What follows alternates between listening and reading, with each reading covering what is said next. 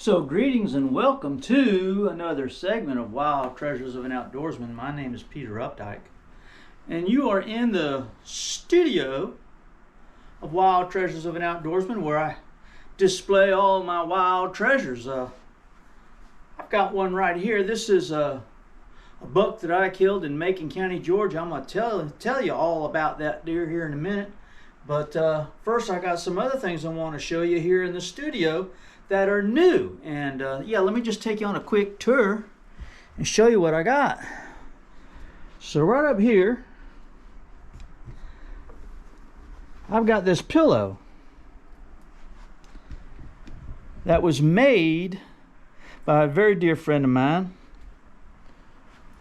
She made it for me in memory of her husband. Now, her husband was a very dear, close, and lifelong friend, and his name was Kelly.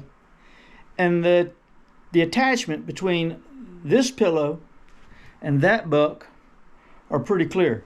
I'm going to share that story with you right after I show you the pillow. I'm going to have to set this.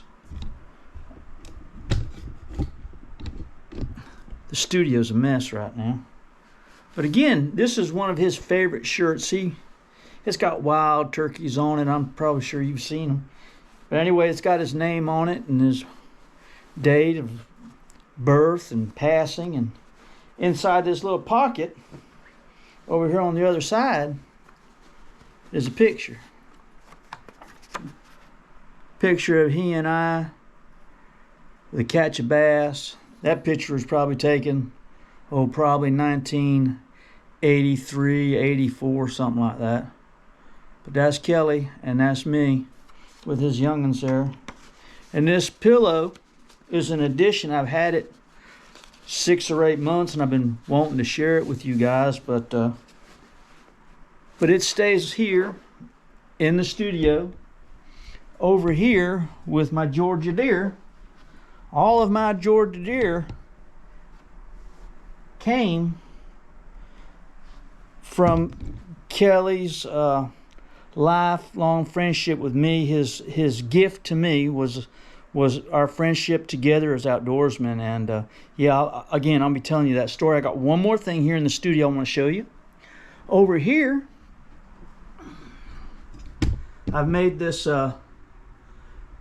plaque, this wooden backing for that bass. Now, that bass was caught in the Ocklawaha River. I guess it says 1975. Now, the story behind that bass right there is that my buddy Cliff had it hanging in his garage.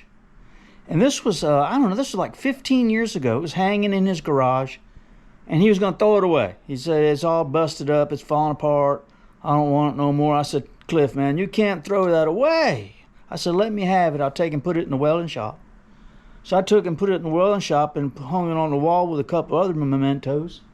And it collected dust for a long time. And I thought, you know what, that's something I should put in the studio. So I made that backing for it. And then I took the bass and I cleaned it up with soap and water, 409. And I just kept cleaning it and cleaning it and cleaning it. And then I gave it a heavy dose of lacquer, glossy lacquer. You just spray it on. I got a little bit on there, and then I sprayed on some more, and I sprayed on some more until it got the lustrous look that it has now. It's real. Yeah, it's fitting to have this bass in this studio. That's pretty cool, huh? I like having it. So I've got something here I want to show you. I'm going to tell you the story of this buck here, but first, I've got some business I have to take care of, and one piece of business that I have to take care of is sharing the intimate story of this deer with his family. And I don't know if they know the story or not, how I came to kill this buck. But I wrote the story with my own hand, and I'm going to be delivering it to his wife and his daughter, Kelly's wife and Kelly's daughter, who's very interested. Here I've got this whole story written. I even have pictures in here. And I don't want to. That's Kelly, and that's this buck. Picture of this buck, and then I drew a picture of the scene as I remember. I don't know if you can see that or not, but I'll put it out there so you can look at it. And it's quite personal. So sharing the entire story on YouTube, for me, really, I don't think it's going to be an option, but I'm going to give you the background story after I deliver this story to them, because I don't want to ruin it for them. I want to give them the opportunity to read the story written in my own hand and look at the pictures and let their imagination kind of take them away and deliver them into the memories of Kelly and I and the great hunting experience that we had on that faithful day. But I'll give you a little background on this buck. He is my largest deer to date. He's a Georgia deer killed on private land, but by no means was acquiring this deer easy.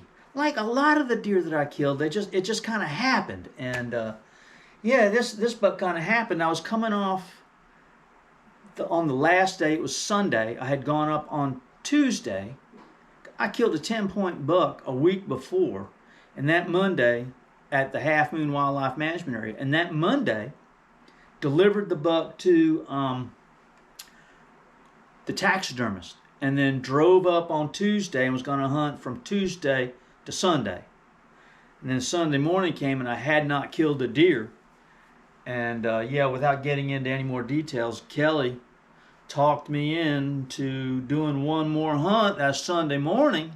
It was November the 16th. And he is my largest racked buck. I've got an idea what he scored. He scores a little bit over 140 inches. But I've got a buck over here that I killed a few years before this one. Now this buck weighed close to 170 pounds, which is a little light. But again, you have to remember that was November 16th, right? And that buck over there weighed just over 200, like 208. The scale we had 210, 208. And that buck was killed on the 1st. So I give you some idea of the stress level and the weight that they'll drop during the rut. But this buck isn't real wide, but he's got good mass. He's got good chocolate antlers. He's got great bases. He's got stickers all around his rack. He's a mainframe 10, and he's got a little bitty baby point right here, which, if you're like me, you count every point, right? He's got 13 points if you count him that way. In fact, his wife, Kelly's wife, named him Zuma 13 because he was killed in Montezuma, Georgia. In the county of Macon County, so this is a Macon County buck killed very close to the Flint River. Y'all remember that movie, the Macon County Line? Every time I drove up there and drove over that bridge, I thought about that movie. Let's see, it was the guy that played Jethro Bodine on the Beverly Hillbillies. I think his name was Max Baer. Correct me on that, but I think his name was Max Baer, and he played a renegade county sheriff. And the movie was called The Macon County Line. I remember seeing that movie. And looking back, it's kind of a silly movie, but yeah, the county's nothing like they portrayed in the movie. So I love Macon County, right? I love the area. I love the atmosphere. I love the people. And yeah, it was a great experience hunting there in the Flint River. And I joined a hunt club very close to there, which is in Dooley County, and killed a few bucks there as well. But this one here is my standout. And again, this buck holds a real personal history for me because Kelly was involved in every aspect of harvesting this deer, killing this deer, and he and I together, how fitting that was. So I'm going to share that story with you on the next video. I'm going to do an audio of the story. Again, it's too personal to share it in its entirety, but again, I want to let Raina and Sally read it before I give you the details on the Zuma 13, okay? So that's what's happening here in the studio, And nothing more to share. I got a few quota permits. I'll share with you later. I also got returned down. I didn't get a lot that I wanted, and I hope you got what you wanted. So, okay, so I'll see you next week with another video. Thanks. See you. Bye.